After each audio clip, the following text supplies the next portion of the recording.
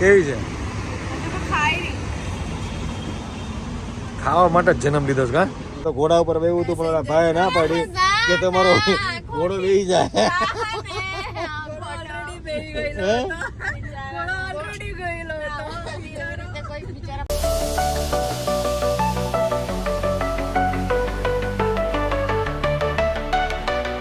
Hello YouTube family, કેમ છો બધા? મજામાં? તો મજામાં જશો. સ્વાગત છે તમારો નવા વિડીયોની અંદર, નવા વ્લોગની અંદર. કે અમે લોકો જઈએ છીએ સુરત. હું, આદિત્ય અને એક વ્યક્તિ છે જે મને સુરત લઈ જાય છે. તમને બધાને ખબર તો હશે જ, તો ફાઇનલી રિવીલ કરી દઉં છું કે કોણ છે વ્યક્તિ. તો અંકિત અહીંયા આવી ગયો છે. મહાદેવ, કેમ છો બધા? મજામાં? તો મજામાં છો. હું ગામડેથી સવારમાં જ આવ્યો કારણ કે મારે સુરત કામ હતું એટલે મારે અર્જન્ટ આવવું પડ્યું 2 દિવસ માટે. તો અમે જઈ રહ્યા છે અત્યારે સુરત, કામથી જઈ રહ્યા છે. અને પૂજા તો બહુ ખુશ થઈ ગઈ કારણ કે બહુ બધા દિવસ પછી હું આવ્યો છું. તો મારે કામ હતું એટલે બે આદિ અને પૂજા બંને સાથે આવ્યા છે આજે. તો મેં કીધું ચલો, બહુ દિવસ પછી હું અહીંયા આવ્યો છું તો એ લોકોને આટો બી મરાઈ જાય, ફરાઈ જાય. ખાસ કરીને તો એ લોકોને આલુ પૂરી ને વડાપાઉં ખવાઈ જાય. એના માટે હું બેને સાથે લઈને જઉં છું. આજે તો આજનો વ્લોગમાં આજે તમને તો હું મજા આવશે. હવે અંકિતને હેરાન કરીશ કારણ કે આટલા દિવસ પછી એ હાથમાં આવ્યો છે. તો મેં કીધું હવે આજે તો પાક્કું હેરાન કરવાનું અને બને જ બીજું છે. એ કે મારા આદિત્યને થોડું વેકેશન પડી ગયું, થોડો આટો મરાઈ દો, થોડું ફરાઈ દો એને. અને બસ કઈ નહીં, મારું કામ પતી જશે પછી એ લોકોને હું બહાર થોડો લઈ જઈશ ચક્કર મારવા. આદિત્યને એ જવું છે તો ત્યાં લઈ જઈશ. ક્યાં જવાના છીએ તમને લોકેશન પર જશો ત્યારે જ ખબર પડશે. તો તમે બ્લોગમાં બન્યા રહેજો, મજા આવશે. અને નીકળી ગયા છીએ, હાઈવે પર છીએ તો તમે બ્લોગમાં બન્યા રહેજો. તો ચલો ફટાફટ જઈએ આપણે પહેલા સુરત, કામ ફટાફટ પતાવી દઈએ અને પછી રખડપટ્ટી કરીએ. તો ચલો મળીએ થોડી વારમાં.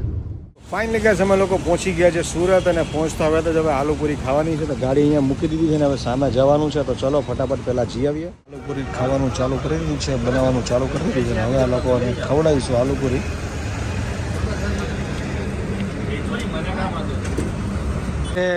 પહોંચ્યા ભેગું ખાવાનું ચાલુ કરી દીધું છે. હે, કેવી છે? ખાવા માટે જ જન્મ લીધો છે કા તારે? બસ ચાલો ખાઈ લે, બીજું શું. તો ફાઇનલી ગાઈસ, કામકાજ પતી ગયું છે ને અમે લોકો નીકળ્યા છે રખડપટ્ટી કરવા. અને અમારી સાથે એક મેમ્બર જોઈન થઈ ગયું છે. તો તમે મળાવું કોણ છે. તો આ મેમ્બર અમારી સાથે છે આજે રિદ્ધિ. All are fine. અને અમે લોકો નીકળી ગયા છે રખડપટ્ટી કરવા કારણ કે આ મેડમ ને ખાધા પછી હવે જવાનું છે રખડપટ્ટી કરવા. લોકેશન તમે જુઓ, જોરદાર લોકેશન છે. ગ્રીનરી વાળું બધા ફાર્મ હાઉસ છે. વાહ વાહ વાહ વાહ. આજના વ્લોગમાં મજા આવશે ને. રસ્તો તમે જુઓ મસ્તીનો છે, એકદમ ગ્રીનરી. અને તમે સુરતમાં જે ટેમ્પરેચર જુઓ 35 ડિગ્રી છે અને હું ગામડે તો ત્યાં 48 ડિગ્રી. આ તડકો તો કાંઈ નથી લાગતો. આ બધાને જલસો છે. પાછળ 2 મેમ્બર બેઠા છે, એને બી જલસો. તો ચલો ફટાફટ નીકળીએ અને મજા કરીએ.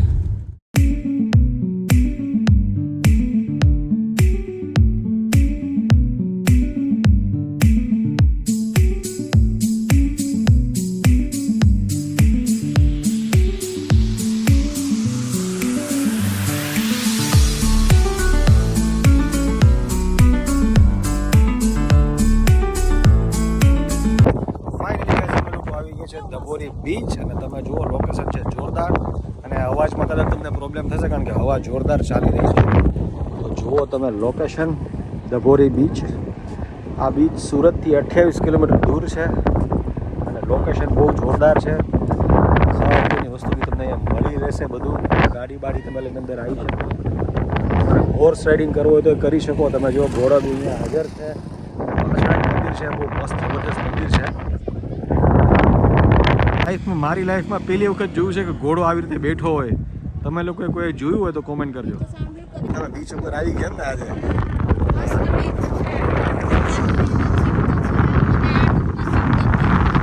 ડુમસ કરતા સારો બીચ છે અને ગ્રાઉન્ડ તમે જુઓ કેટલું એકદમ ક્લીન છે, એકદમ ચોખ્ખું છે. તમે જુઓ બહુ મસ્ત જગ્યા છે. કોઈ કચરો નહીં, કોઈ ગંદકી નહીં, બહુ જોરદાર.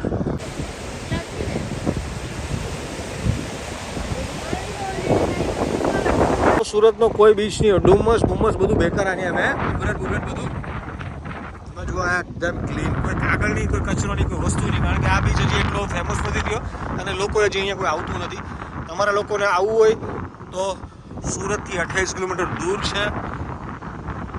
લોકેશન આમાં નાખી દઈશ, જેને જોઈએ કોમેન્ટ કરજો, હું લોકેશન તમને બસ મોકલી દઈશ એનું.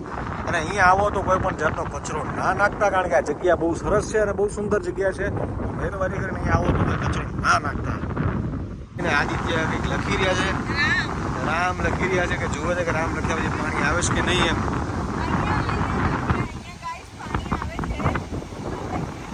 જોજે અંદર ઘરી નો જતી પાણીમાં. રિદ્ધિ અને આદિત્ય સવારે ચાલુ કરો, ચાલુ પેલા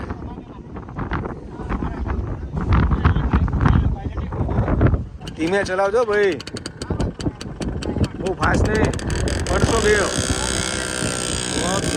જોરદાર.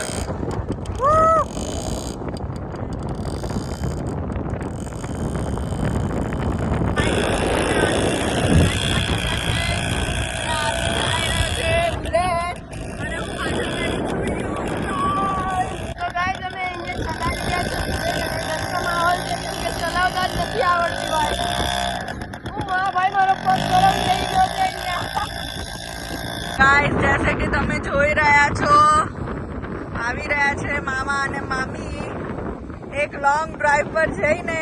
આદિત્ય રીતિની રેસ ચાલુ.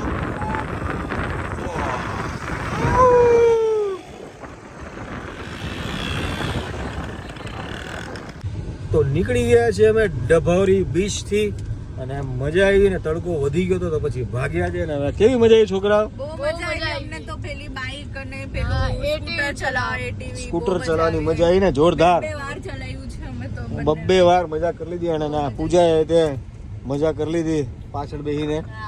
એને તો ઘોડા ઉપર બેવું હતું પણ ભાઈ ના પાડી કે તમારો ઘોડો બેસી જાય.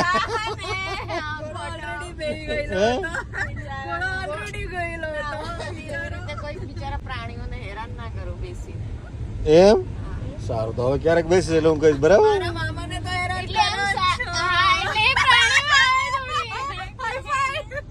ચલો ફટાફટ પહોંચીએ સીધા ઘરે, અને ઘરે જઈને પછી તમને મળીએ. તો અહીંથી સીધા જઈશું દીદીની ઘરે. તો ચલો નીકળીએ. તો ફાઇનલી ગાઈસ અમે લોકો પહોંચી ગયા છે અંકલેશ્વર. ઘરે પહોંચી ગયા છે અને પહોંચતા અમે લોકોને 11 વાગી ગયા છે. અને દીદીની ઘરે અમે લોકો ગયા નથી અને રિદ્ધિને અમે ઉતારીને સીધા નીકળી ગયા હતા અંકલેશ્વર આવવા માટે, કારણ કે બહુ લેટ થઈ ગયું હતું અને રસ્તામાં બી ક્યાંય વિડીયો લીધો નહોતો. તો આજનો વ્લોગ તમને કેવો લાગ્યો કોમેન્ટ કરી જણાવજો. ચેનલ પર નવો તો સબસ્ક્રાઈબ કરી લેજો. મળીએ એક નવો વ્લોગ સાથે બધાને. તો ત્યાં સુધી બધાને હર હર મહાદેવ, જય શ્રી રામ.